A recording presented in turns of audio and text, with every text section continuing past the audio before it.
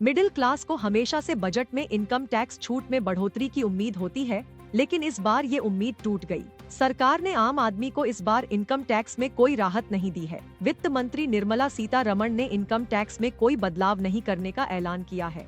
दरअसल चंद महीनों के बाद देश में लोकसभा चुनाव होने वाले हैं। लोगों को उम्मीद थी कि पिछले अंतरिम बजट यानी 2019 की तरह ही लोगों को आयकर में कुछ राहत मिलेगी, लेकिन मायूसी हाथ लगी। पिछले साल बजट के दौरान निर्मला सीतारमण ने संशोधित न्यू टैक्स स्लैब पेश किया था।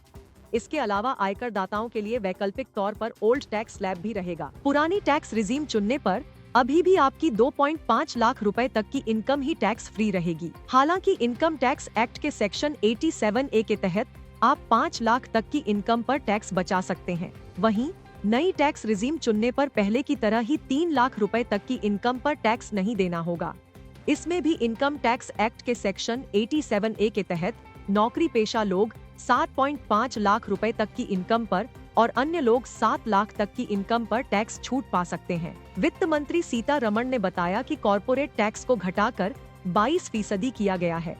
इसके अलावा मार्च 2025 तक सॉवरेन फंड्स पर टैक्स छूट बढ़ी है।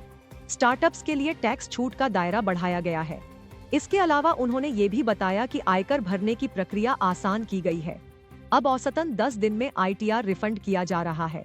वहीं GST कलेक्शन औसतन हर महीने 1.66 लाख करोड़ रुपए पहुंच गया है।